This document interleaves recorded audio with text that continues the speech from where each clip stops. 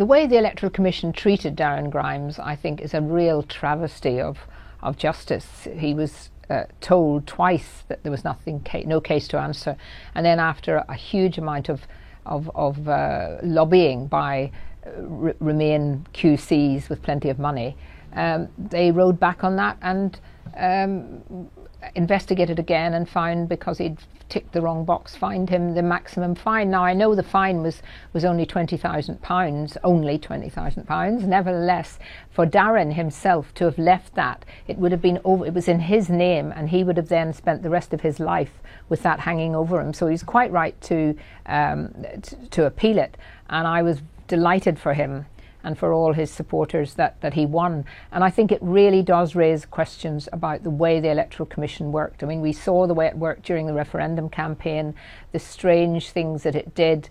Yes, it has fined very small amounts of some of the Remain parties, but there's no doubt about it. If you look at the membership of the Electoral Commission, most of them on it were Remainers, have said things that were about Remain, and I just think that's not feasible to continue with an Electoral Commission that is so one-sided. So I think one of the things that the new government has to do, the new Prime Minister, has to actually look at the Electoral Commission. We need a system of some kind monitoring elections, but we certainly don't need the Electoral Commission the way it is at the moment, and I would be very happy if it was disbanded and they started all over again.